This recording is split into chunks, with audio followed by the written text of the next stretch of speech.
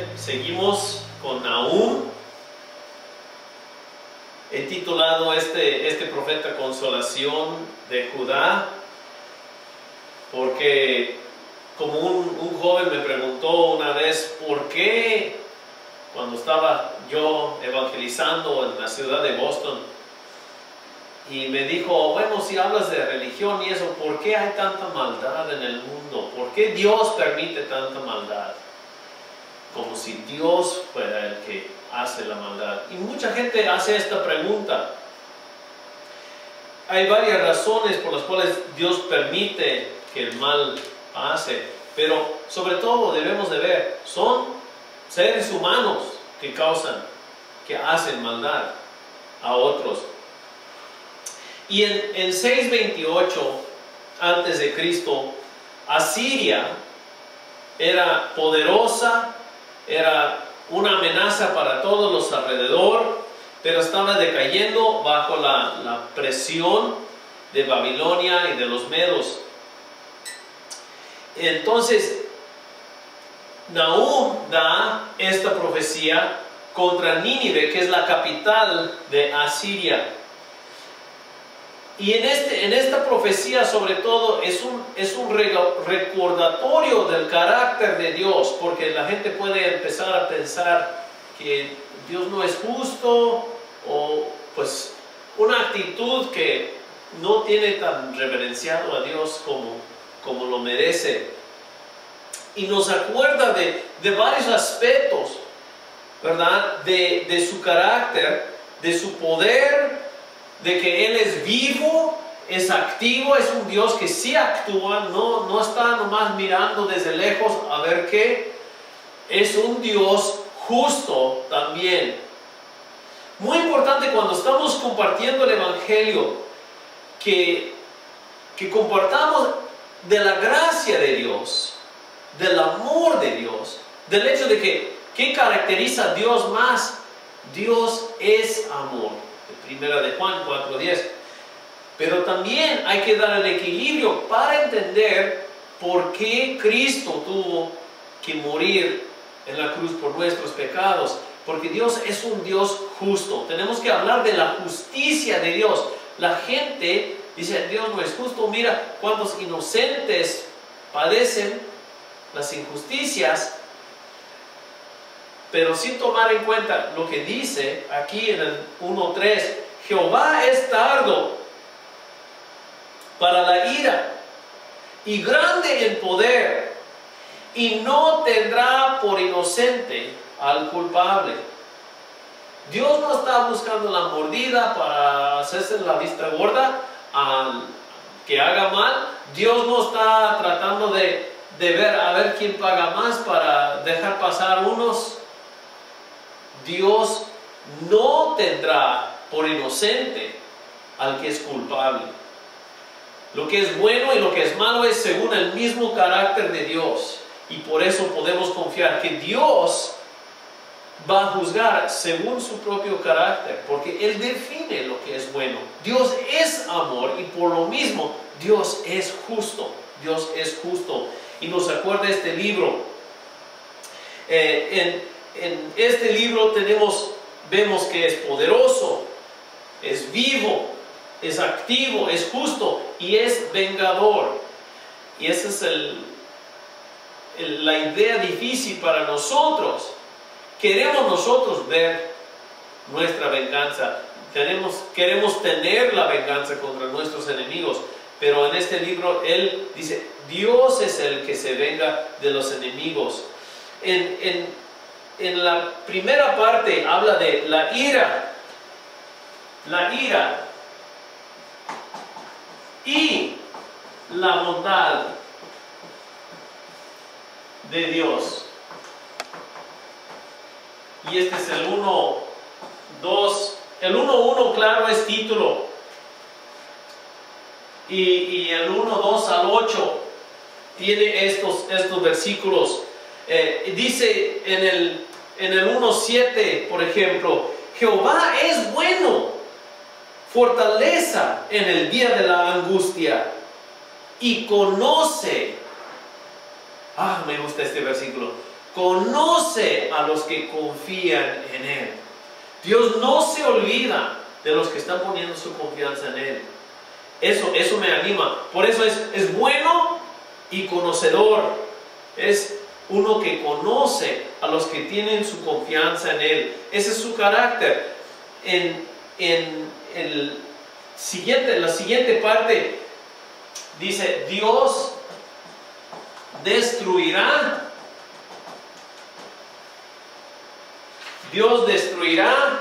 el opresor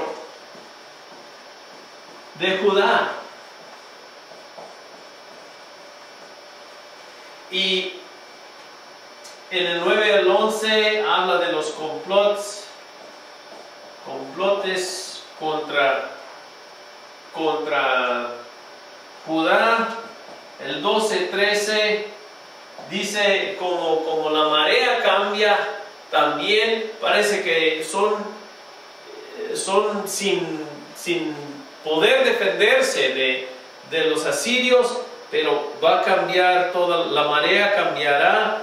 En el 14 al 15 habla de el contraste de Nínive y Judá hasta el 2, 1 al 2, el contraste de Nínive con Judá. Esto fue de la marea cambiará.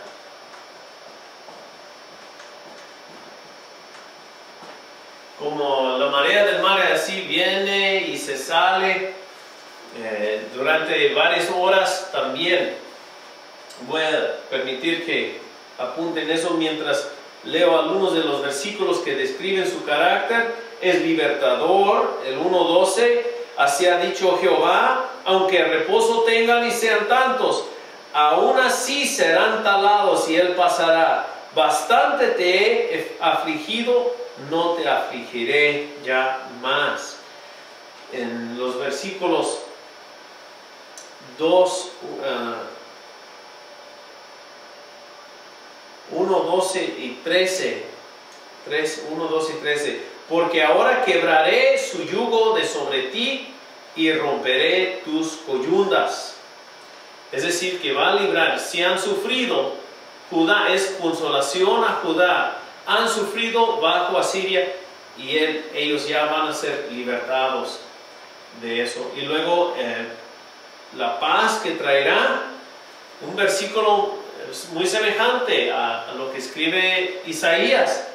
He aquí sobre los montes los pies del que trae buenas nuevas, del que anuncia la paz. Celebra, oh Judá, tus fiestas, cumple tus votos, porque nunca más volverá a pasar por ti el malvado. Pereció del todo. Está llamándoles a celebrar la paz que van a tener, porque Dios les va a defender. Entonces, también habla de los pecados de Nínive. Ya tienen esto. Y ya tienen esto. Ahí se los mando en un documento, si no, solamente que veamos que del 3, 1 al 7 habla de los pecados de Nínive y luego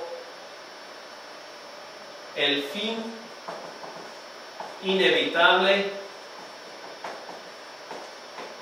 de Nínive en el 3, 8 al 19.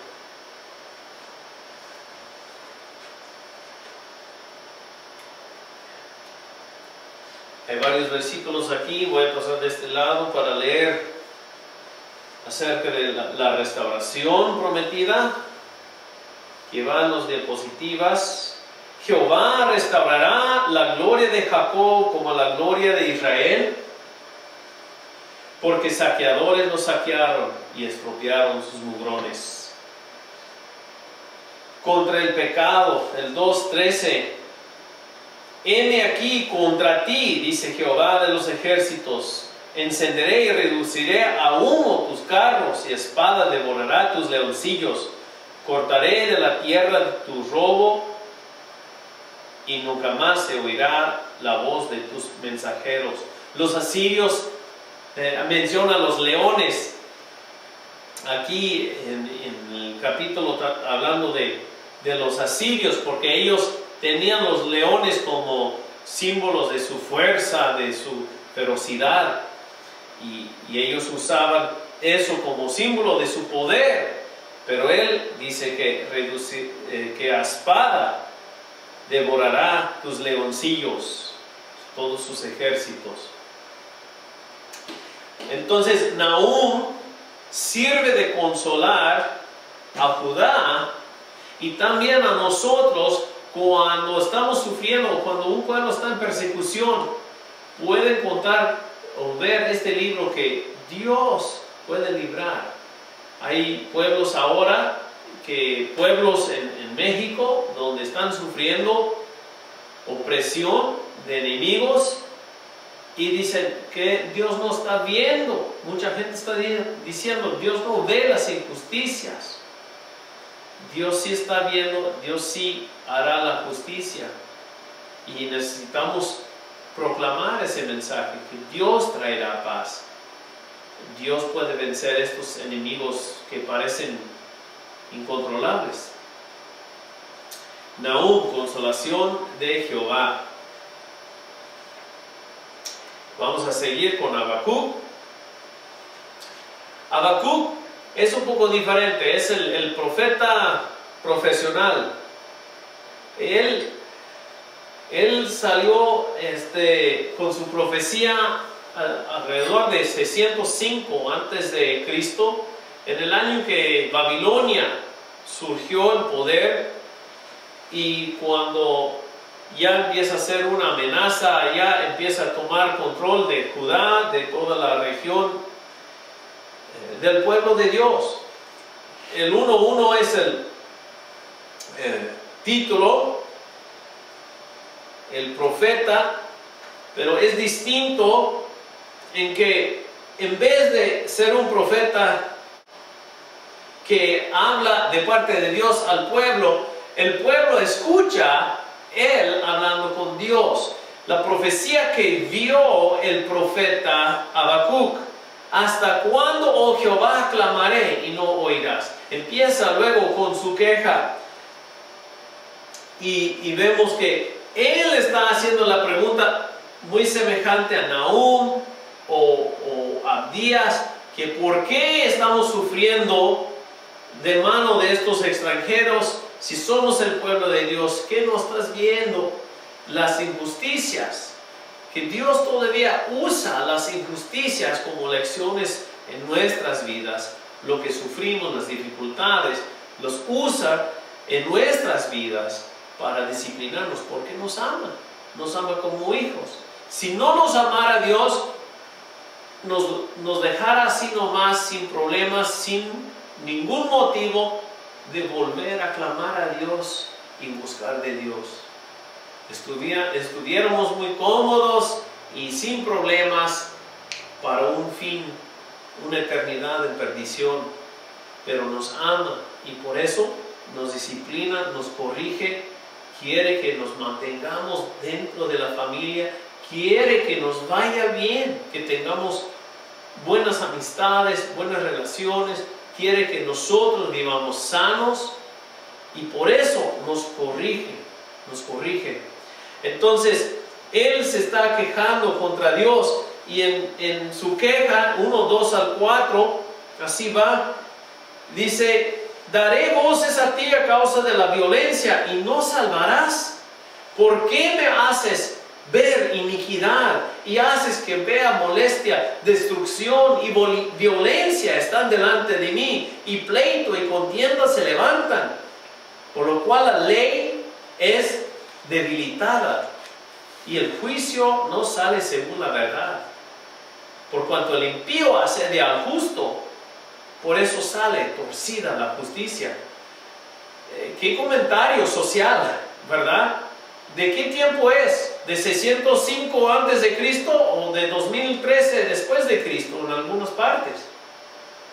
Piensen eso, porque hay gente que estamos preguntando, ¿qué? ¿Dios no ve toda esta injusticia? Dan su queja. ¿Por qué Dios? ¿Por qué tolerar esta injusticia?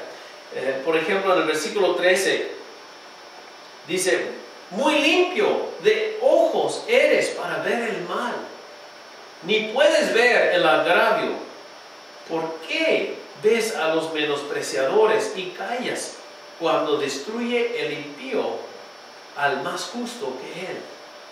Él está diciendo que lo que sufre Judá todavía en ese punto no era porque los babilonios eran más justos. Ellos sufrían esa destrucción, pero no porque los babilonios eran más justos. Todavía no estaban tan mal como cuando Dios ya dio final a Judá y a Jerusalén. Pero Dios da su respuesta en los versículos 5 al 11. En el 2.1 pues está diciendo, yo voy a esperar la respuesta.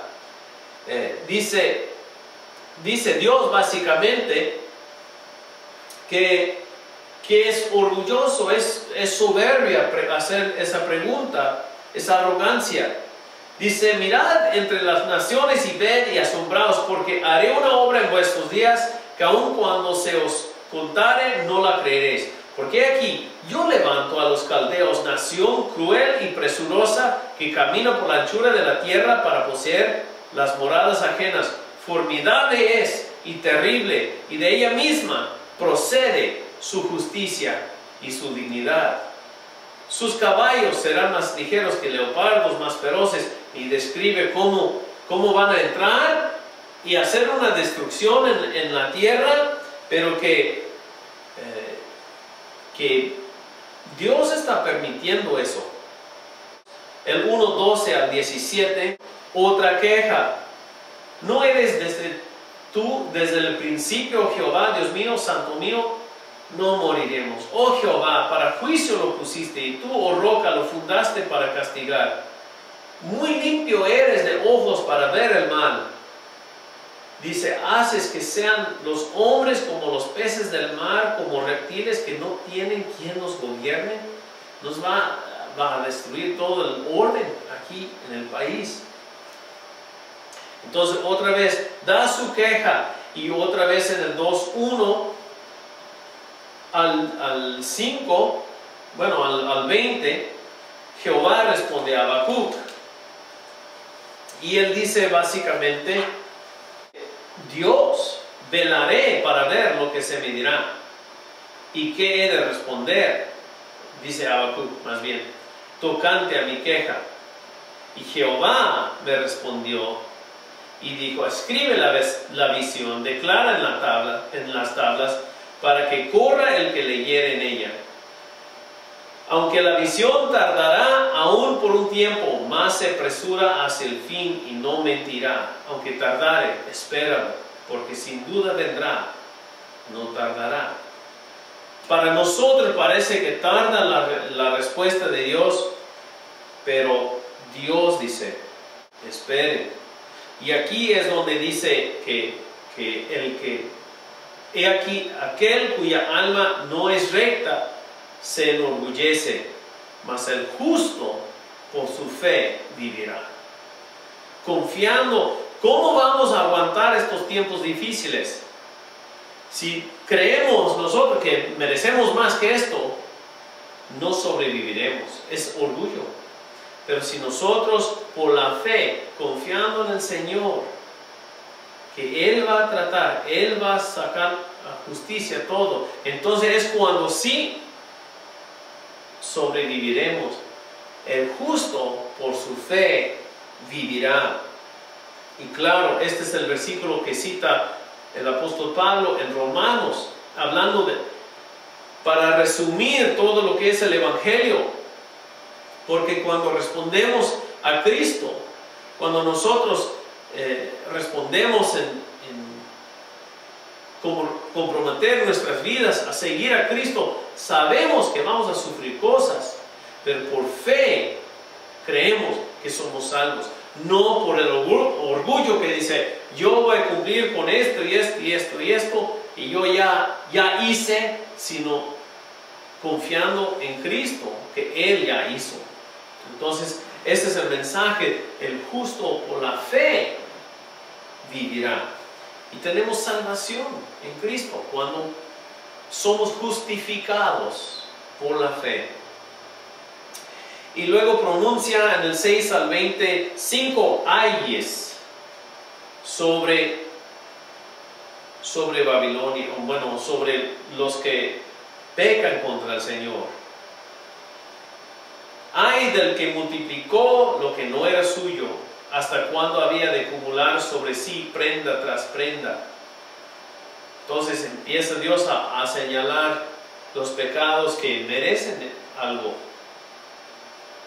Ay del que codicia injusta ganancia para su casa, para poner en alto su nido, para escaparse del poder del mal. Ay del que edifica la ciudad con sangre y del que funda una ciudad con iniquidad. Ay del que da de beber a su prójimo. Ay de ti que le acerques tu hiel, le embriagas para mirar su desnudez. Dice varias cosas. Ay del que dice al palo, despiértate, y a la piedra muda, levántate. ¿Podrá él enseñar? Y aquí está cubierto de oro y plata, y no hay espíritu dentro de él. Habla de idolatría, de fornicación, de avaricia, de injusticia. Todas esas cosas que están haciendo que merecen esto. Entonces, el capítulo 3 de Habacuc termina con una oración donde, pues como dice ahí, en el 2 al 15, Dios contesta con poder. Oración del profeta Habacuc sobre Sigionot. Ese es como título de la oración. Oh Jehová, he oído tu palabra y temí. Oh Jehová, aviva tu obra en medio de los tiempos. En medio de los tiempos, hazla conocer. En la ira, acuérdate de la misericordia. Está diciendo en medio de los tiempos, no de nuestros tiempos, sino de los tiempos. Cualquier tiempo, nuestros tiempos ahora, hoy en día, es el tiempo de clamar a Dios. ¿Cuánto más? Y decía, aviva tu obra en medio de estos tiempos difíciles que estamos experimentando. Dios también responde a esta oración, del 8 al 15, y luego el 16 al 19 responde a Habacuc también. Él oyó lo que Dios hizo. Oí y se conmovieron mis entrañas a la voz, temblaron mis labios. Pudrición entró en mis huesos y dentro de mí me estremecí. Si bien estaré quieto en el día de la angustia, cuando suba al pueblo el que lo invadirá con sus tropas. Dice, voy a estar esperando lo que Dios va a hacer con esta invasión. Aunque la higuera no florezca, ni en las vides haya frutos, aunque falte el producto del olivo, los labrados no den mantenimiento, las ovejas sean quitadas de la majada, y no hay vacas en los corrales, no hay dinero en el banco, no se vende en el mercado, no llega clientes a comprarme cosas o a mi servicio, con todo, yo me alegraré en Jehová. Me gozaré en el Dios de mi salvación. Fíjense que él vio, el chiste es en alegrarse, en tener gozo en Dios, que nunca nos va a dejar, y no en las cosas, no en a cómo va la vida en lo material. Jehová el Señor es mi fortaleza, el cual hace mis pies como siervas en mis alturas, me hace andar. Entonces, el Señor soberano que sabe todo lo que está pasando, cuando reconocemos eso, es cuando nos da fuerza en el gozo del Señor. Ese es el mensaje de Habacuc, que nosotros tenemos estas preguntas, ¿por qué estas injusticias? Pero podemos confiar en un Dios soberano, que aunque no haya bienes materiales alrededor de nosotros, podemos cobrar ánimo y fuerzas en Dios, que siempre hace lo correcto. Y nuestra fe en Dios, eso es lo que nos va a justificar y nos va a hacer sobrevivir todos los tiempos difíciles. Ese es Habacuc. Y seguimos con otro, con Sofonías. Sofonías, protegido de Jehová. Significa su nombre, protegido o guardado de Dios. Y lo interesante es que es un joven, un profeta joven y contemporáneo y pariente, por lo que dice en el primer capítulo ahí, en el versículo 1:1, dice: palabra de Jehová que vino a Sofonías, hijo de Cusi, hijo de Gedalías, hijo de Amarías, hijo de Ezequías, el rey, que también era el abuelo de Josías, hijo de Amón, rey de Judá. Era contemporáneo, entonces, alrededor del tiempo de las reformas, de volver a la palabra de Dios, de volverse a ser fieles al pacto. En el tiempo de Josías, cuando encontraron el libro de la ley en el templo que iban reconstruyendo y otra vez levantando, Josías, que también de 8 años de edad subió al trono, lo subieron al trono y empezó a reinar y agradar a Dios en todo lo que decía. Él habla del juicio, del día de la ira de Dios que viene en el 1:2 al 18. ¿Por qué? Porque ellos estaban cayendo en la idolatría. Dice en el versículo 4: extenderé mis manos sobre Judá y sobre todos los habitantes de Jerusalén, y exterminaré de este lugar los restos de Baal y el nombre de los ministros idólatras con sus sacerdotes. Entonces tenían ya otros en el 5, los que se postran al ejército del cielo, a los que se postran jurando por Jehová. Eso es bueno, ¿no? Pero también y jurando por Milcom, y a los que se apartan de pos de Jehová, y a los que no buscaron a Jehová ni le consultaron. Algunos, por las dudas, pues sí, también a Jesucristo y a todos le rezan porque por las dudas. Unos a Jehová, sí, y a Milcom. Otros pues ni pierden el tiempo según ellos con Dios y buscan consejos, buscan guía en su vida de todo lo demás y no buscan a Dios. Y Dios quiere ser su guía. Dios quiere protegerlos también a ellos. Entonces, él empieza a hablar de su idolatría, de la violencia, el fraude que resulta de adorar a otros dioses. La idolatría, tener otras cosas como prioridad en nuestras vidas que no es Dios, siempre resulta en un cambio de carácter, porque ya no estamos siguiendo a Dios, que tiene un carácter santo, estamos siguiendo a la avaricia o a la humanidad, sea lo que nosotros exaltamos.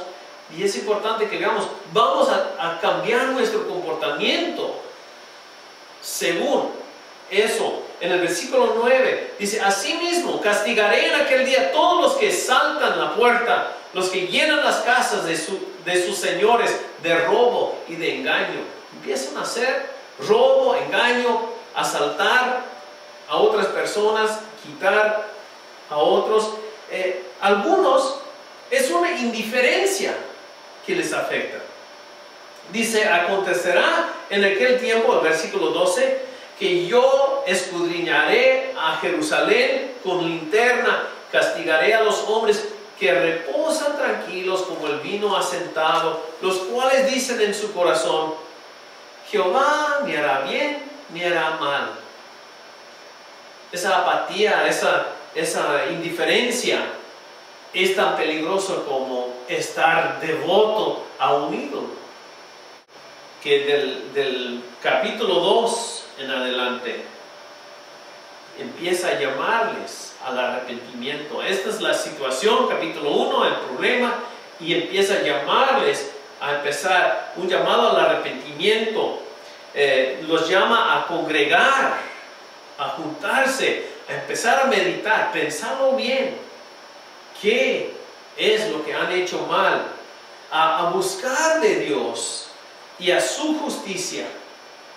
Y buscar esa mansedumbre que refleja el carácter otra vez de Dios. En el 2:1 dice, congregaos y meditad, oh nación sin pudor, antes que tenga efecto el decreto. Les está dando oportunidad todavía. El día se pase como el tamo, antes que venga sobre vosotros el furor de la ira de Jehová, antes que el día de la ira de Jehová venga sobre vosotros. Versículo 3, buscad a Jehová todos los humildes de la tierra, los que pusisteis por obra su juicio. Buscad justicia. Cristo cuando dijo busca primeramente el reino de Dios y su justicia, no era el primero que estaba predicando eso. Él les estaba repitiendo el mensaje de Dios de siglos atrás. Buscad mansedumbre, quizás seréis guardados en el día de la ira de Jehová. Entonces Él está llamándoles. También aquí empieza desde el capítulo 4 a hablar de otras naciones. Al oeste habla de Filistea. Al oriente habla de Moab y Amón. A Siria en el norte, en los versículos 13 al 15, y en el sur a Etiopía, en el versículo 12, hasta Etiopía, en el sur, habla de ellos. Y luego habla de los 4 puntos, de las 4 direcciones, y luego se centra otra vez hasta en Jerusalén misma, en el 3:1 al 7. Ay de la ciudad rebelde y contaminada y opresora. Pero ya no está hablando de Filistea, ni de Moab, ni de Etiopía, ni de Asiria. Está hablando de Jerusalén, Jerusalén misma. Y muchas veces, como lo vimos también en otro profeta, en Amós, donde empieza a hablar de todas las otras naciones alrededor, empieza a llegar más y más cerca, luego habla de Judá y luego le da duro a Israel. Y era para que estuvieran ahí diciendo, ándale, sí, aquellos sí lo merecen, acá estos también son malos, acá son malos, y ya que vayan afirmando la maldad de todos los vecinos, y luego les acusa de lo mismo o peor, y tienen que afirmar, eso también han cometido.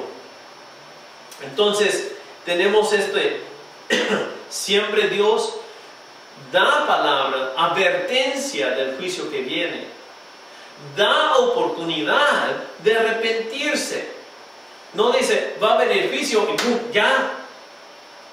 Sino que les da tiempo, razona con ellos, les llama a arrepentimiento y siempre también la promesa de una remanente, la promesa que sí se van a salvar algunos, que no se dejen sin esperanza, porque uno va a ver que no todos están respondiendo, pero tenemos que escuchar la palabra de Dios, que sí, va a haber algunos que sí, y vale la pena arrepentirse, vale la pena servir a Dios.